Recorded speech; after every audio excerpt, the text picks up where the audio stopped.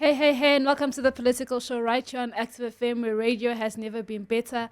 I'm your girl Cynthia, but you can call me Gix, and with me in studio we have Gavin Ensslin. Pastor Gavin Ensslin, right here on the Political Show, where Christ politics is Hot politics. hot politics. And this week's hot politics, it's going down in the in Trump's administration. I mean, some of the headlines are quite interesting and stuff like that. But we are looking at the whole debacle. I don't know if it's to call it a debacle or the whole disagreement between Trump and Elon Musk in terms of the big beautiful bill, and the fact that Elon Musk, quoting Elon Musk on X, said a disgusting abomination. Pascal, do you want to give a more brief explanation? Okay. Obviously, Donald Trump has done a lot of executive orders to cut costs, but the issue is that the authorizers of the spending in the U.S. government are Congress. So the House of Representatives has to pass the bill, and the Senate, and so there's what Trump has been touting as this big beautiful bill, which is being sold as a bill that that will basically cut costs and not cut costs, cut taxes. So it's going to cut taxes. One of the criticism is not really going to cut the costs, so it's not going to cut government spending. Now, when you sit down and you look at that, then the question comes in: well, what is the point of that? Because that's what Trump ran on. That they're going to use the Department of Government Efficiency, and that they're going to cut trillions out of the out of the government spending. Am I wrong? Mm-mm. That's what he promised. Yeah, that is exactly. And now what they're he passing promised. this big beautiful bill, and then they're saying no. They're first cutting the taxes so that they can grow the economy. No, you've got to cut the costs. Hmm. So if you want to cut taxes, that's fine, but your problem is debt. You've got to cut the costs, and you've got to cut government spending. Now, what's happened on top of that is that, and this is now a typical trick that these people do, they have this bill and they sell it to the public as a government revenue and expenditure bill. So it's dealing with government revenue and expenditure, taxes, and government services. And there's a whole lot of other stuff in this bill. So the bill that should just be tabling a budget now has a whole lot of other things tagged onto it. And then what happens is that many of those items that are tagged on have got nothing to do with what are your tax rates going to be and what is the government authorized to spend. Okay, what they then tag onto it is things that have got nothing to do with that, and they change the law.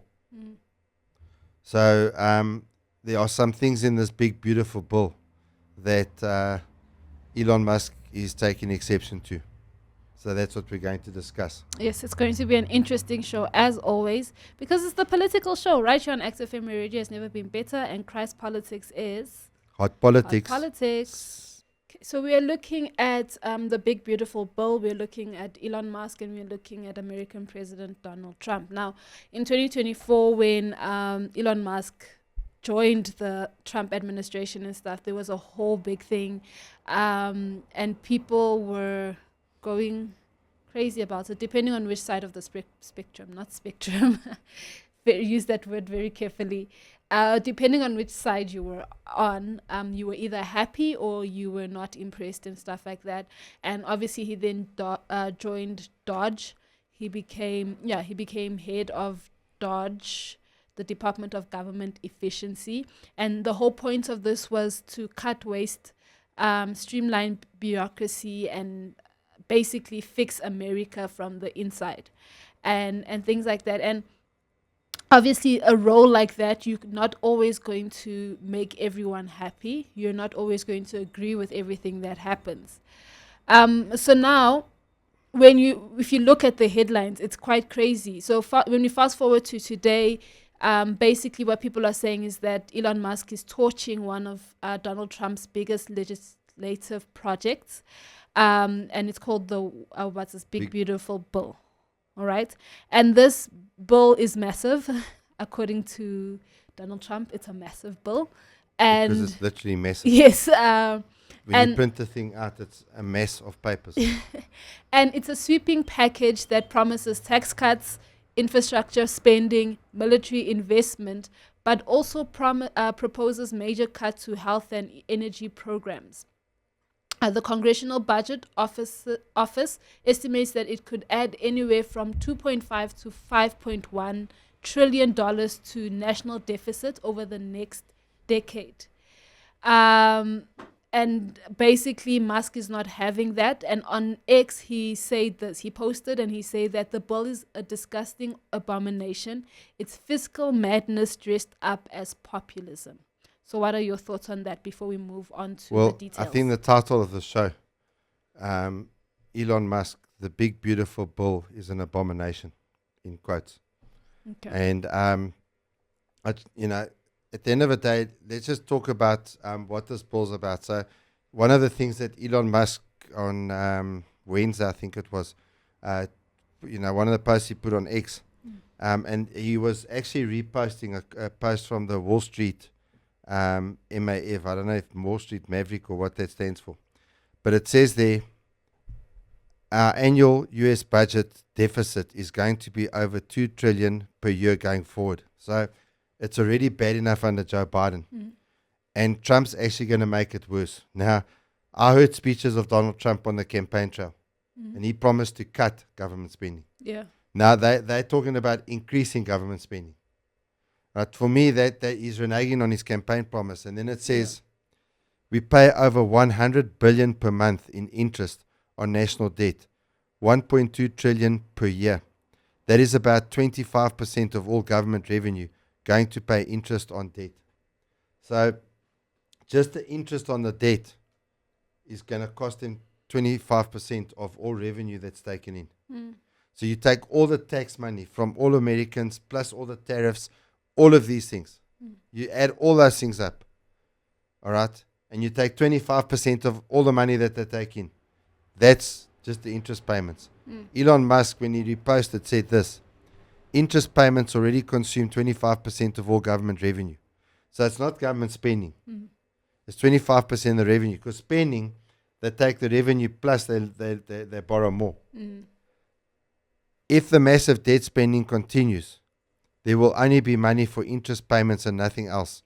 No social security, no medical, no defense, nothing. Sure. And I mean, they've got figures on here that the US national debt is 36,932,266,416,016. So after 36, it's 1, 2, 3, 4, 5, 6, 7, 8, 9, 10, 11, 12. 12 digits. Now 6 digits. After the first digit, or the first 2 digits would be a million. So that would be 36 million. So I don't know what you call it. I don't know if this is trillion or what. 36 trillion. So that's and the debt per person is $107,000. The debt per taxpayer is $323,000. All right. The US federal spending official is 7.153,463,350,751 trillion. And the US federal budget deficit official. So they're spending 7 and their deficit is 2. Sure. So every year on that 36 trillion, they're adding 2. And by the way, South Africa's also got a similar debt clock now. But I think that's in the billions, or the million. That's in the billions. I think it's 40 or 400 billion rand. I mean, this is $36 trillion. So you got to times by whatever range you've got, times, if you got to times the dollars by 18 to get it into rands. So 36 trillion times 18 to get into rands, how much the US owes. That's crazy. That would be a lot. All right. Now, one of the things someone else said, I can't remember who it was now, that if you look at all the assets in the US has assets of about 300 or 400 trillion. So for them to pay this back is nothing. Interesting. Which, by the way, is quite similar to the fact our government's sitting with all this debt. But what about all the minerals? And there should be royalties, and the royalties should go to the citizens. And then the citizens are taxed when they receive out of that royalty, if you know what I'm saying. Yeah. But you know, if it's supposed, if your promise was to cut spending, why are you ballooning the deficit so much? Yeah. Now, obviously, it's going to balloon for two reasons. Number one, they're increasing spending overall. Number two, they're cutting revenue Yeah. by cutting taxes. So, for every $7 they're going to earn, for every $7 they're going to spend, they're going to have to borrow $2. Yeah.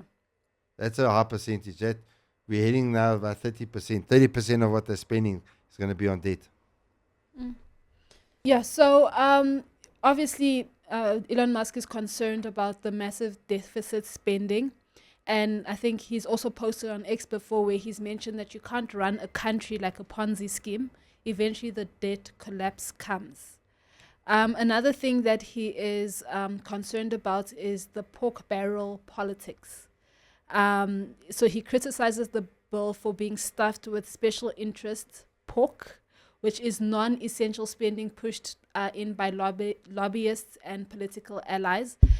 He sees it as a betrayal of true conservative or libertarian principles and an example of how politics in Washington remains corrupt. Yeah, but the other problem is not only the fact that it's unnecessary. Mm. How much of that pork barrel spending goes directly against the interests of the people? Yeah. And now we're not even talking about, the parts of the budget that they say they've got to keep secret for national security. So now you're paying all of this tax money, and I want American citizens to think you're paying all of this tax money, and then there's a slush fund there that is secret that you don't know about, but it's your tax money that's going there. That's going towards it. And this is supposed to be a representative democracy. Yeah. Just to say, Rand Paul, Elon Musk also quoted him because Donald Trump called Rand Paul, I think, was it on Tuesday, called him crazy. Okay? Because apparently this bill's not going to pass in the Senate. So Rand Paul said this: it's been pretty consistent in my time in the Senate. I oppose deficit spending. So in other words, whenever the spending results in a deficit between income and spending, then he says, I oppose deficit spending no matter which party is in charge. If we don't get serious about reining in the debt, the next generation will pay the price. Fiscal responsibility isn't a campaign slogan. It's a duty which I take very seriously. Yeah. And the thing is, Trump campaigned on this. Yeah, he did. He campaigned on this. So, and now on top of it, okay, I don't know if you're going to come into some of the other pork belly stuff that's in the bill. No, you can speak on it. So, I mean, there's provisions there for certain AR stuff. Okay, both computer and medical. And the fact that you, as an American, will be able to be tested. They will be able to conduct this testing on you without your knowledge. Which is a problem. And removing all liability. Any problems that come as a result of that testing, which you didn't even consent to, is going to be waived. Yeah. Rand Paul's not even talking about this, and then we also got Geiger Capital, which says that 1 million seconds ago was May 23rd.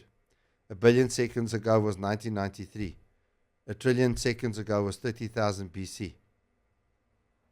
So if you want to understand the difference between 1 million seconds ago is May 23rd. Okay, and this was posted, I think, on Tuesday. So from Tuesday this week, which is beginning of June, to May 23. 1 billion seconds ago from there was 1993. So now you see the difference between 1 million and 1 billion. So how much are you actually talking about? Because I think people have actually been desensitized to that. Yeah. And even in South Africa now, our budget is about 2 trillion a year. 2 trillion rand, okay? 1 trillion seconds ago from June, 3rd or whatever, 4th, whatever it was. So from the 3rd or 4th of June, 2025, 1 trillion seconds ago is 30,000 BC. So as far as I'm concerned, because I'm a creationist, I believe that the Bible was created in 6 days, a little over 6,000 years ago. 1 trillion seconds means you're going back towards creation happened, before the time creation happened.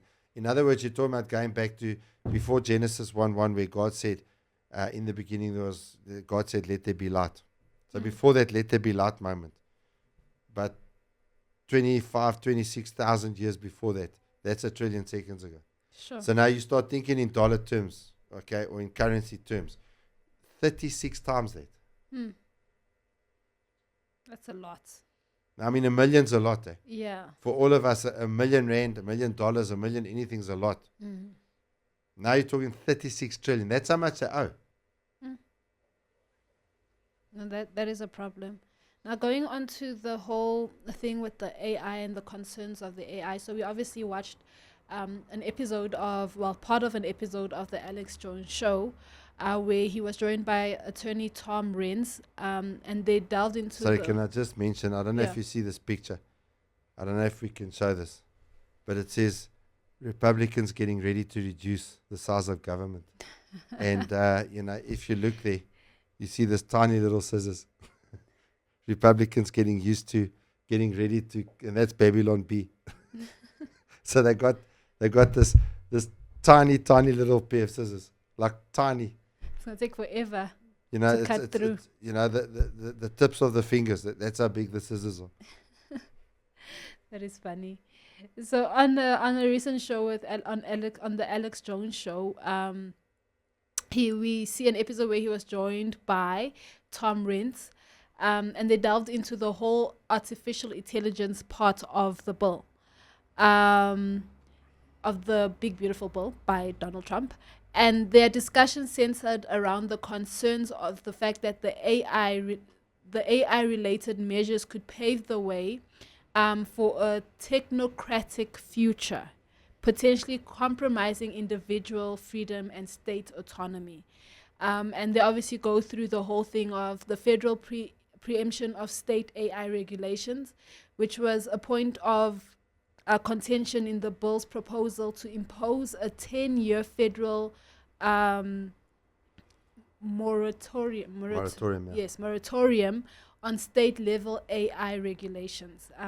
This provision would prevent states from enacting their own AI oversight laws, effectively centralizing AI governance at the federal level. But And now, when I've read the U.S. Constitution, that can't be constitutional. yeah, And this is what people like Whitney Webb have been saying about Donald Trump, that he's beholden to the bankers, and this looks like a banker's bill to me. yeah. And I mean, who's a lot of this overspending going to go to? Let's be honest, going to go to those bankers. Yeah, no, that's true. And then they basically argue that this move undermines state rights and could hinder timely responses to AI-related challenges. Also speaking about the fact that Well, AI... no, but yeah, why they're not speaking about whether it's unconstitutional or not? Because in America, under the American Constitution, the federal government cannot just write laws that inhibit the states. Because the actual seat of power in the US is the state. Yeah. So, for example, you get married under the state. The Yeah. only thing where the federal government supersedes the state is when it comes to like things like national defense, so the US Army. And what's now happened is that more and more they're trying to centralize, and I don't see how constitutionally you can centralize. Something like that. And for me, under the US Constitution, any state can then pass a law and say we reject this. That law has no jurisdiction here. And then to me, as I read the US Constitution, under the US Constitution, that law has no effect in that state. Yeah. So that is a problem. Another thing is the AI, and we've spoken about this so many times, and I think Pastor touched on it a bit just now, but AI is a tool for surveillance and control. The fact that they're able to run tests through AI without the citizens knowing, that is surveillance, that is control. And why are they running tests without the citizens knowing? So that is a concern that they have. And Alex Jones expresses concern that the AI technologies could be employed as instruments of surveillance and control by both governmental and corporate entities. He suggests that AI systems might be used for monitoring individual activities, potentially infringing upon privacy rights. And we've been speaking about this for quite a while now, in terms of the plans that they have. If you read on the Internet of Things, and you see what they're trying to do, what especially in the health industry and things like that, in terms of what they're trying to do with the Internet of Things. No, is it Internet of Things or Internet of Bodies? No, Internet of Things and then Internet of Bodies. Where Yes, the Internet of Bodies is where they're trying to get into the health industry. And no, it's not just that. yes, That but your body will be connected to the internet. You'll become yes, like a modem. In other yes. words. But they are In other testing it words, now with all of these medical they'll be able systems. to test it without you knowing. Yes, and that is a problem. That is Donald what Trump. they are. I thought this is Joe Biden and Kamala Harris. I thought this is what they were going to do, and Bill Clinton, because Yeah, they would for sure do this stuff. yeah, But this is why we say now, and this is why I don't trust Donald Trump, and I haven't trusted him since he did the what did they call it? You know, when they created Operation Warp Speed in 2020. You know, with the vaccine. And you know, I was speaking to my wife about it this week, and she said, "Yeah, but isn't it that Donald Trump had the wrong people advising him?" I said, "No, that's nonsense. Right? That's a convenient excuse.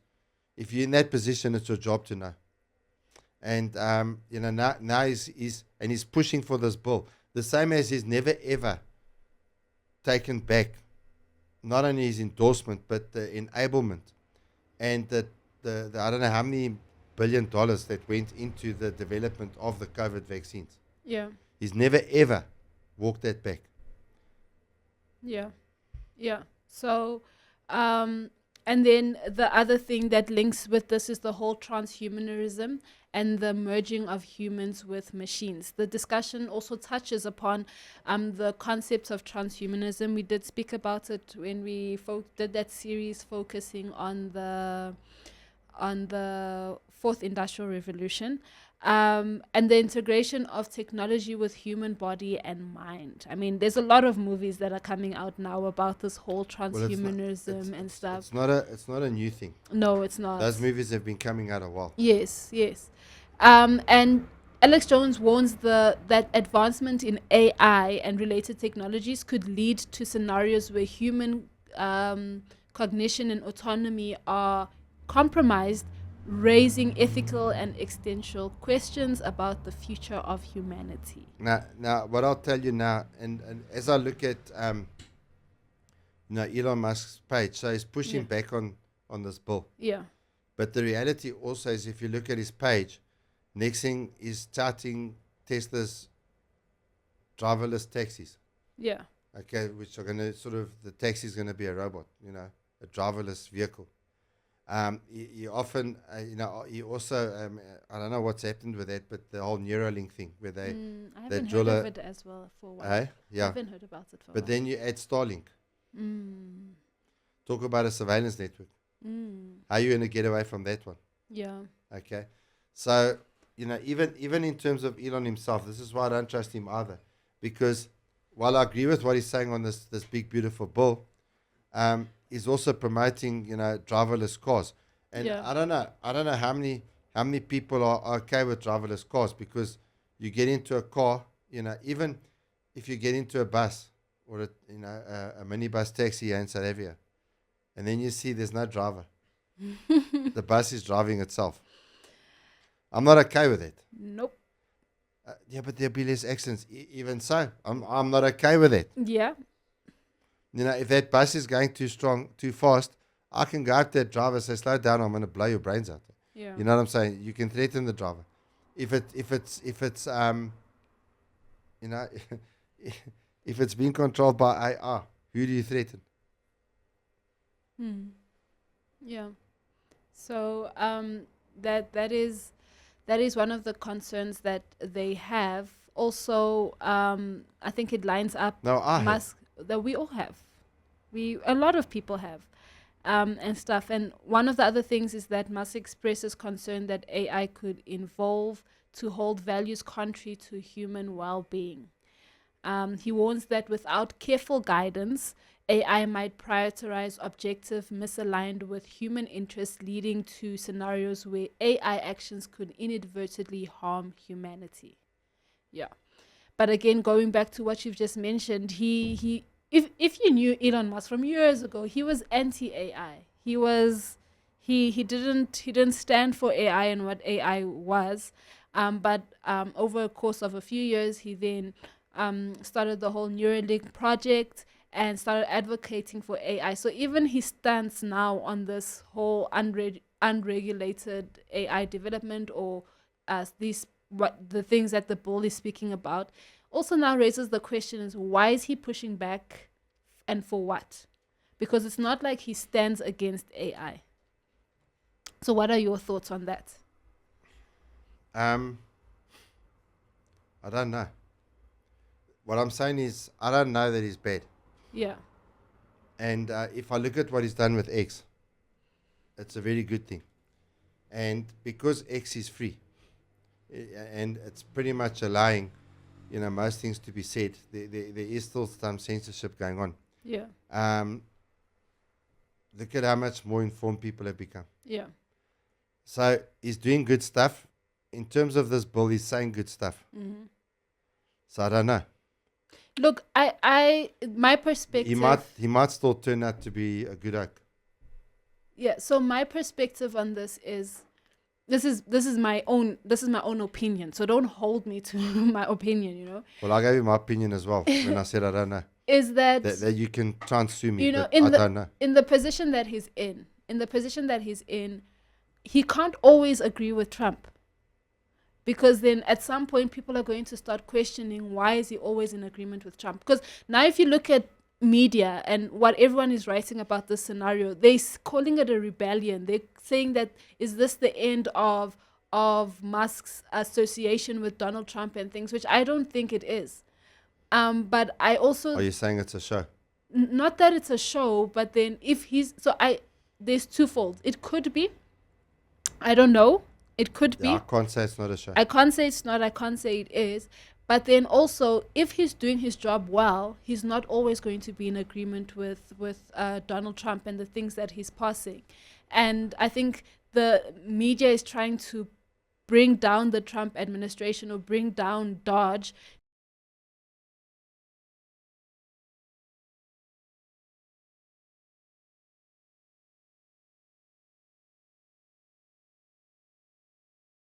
Which is the Republican mm, Party, are out there spending millions on luxury hotels in Ukraine. mm, That's Lindsey Graham and them, mm, the senator. Not voting on any Dodge cuts. mm, Spending 60% of their time on vacation. mm, Not codifying executive orders. So, in other words, the executive orders that Trump has written, yeah, not passing them into law. Because if Trump just makes executive orders, the next president comes and does what Trump does on day one, he just revokes them. yeah, Is this the major reform the American people voted for? And then Trump retweeted this saying, in November next year, we'll fire all the politicians who betrayed the American people. And this bill is a massive betrayal. yeah, I watched the campaign.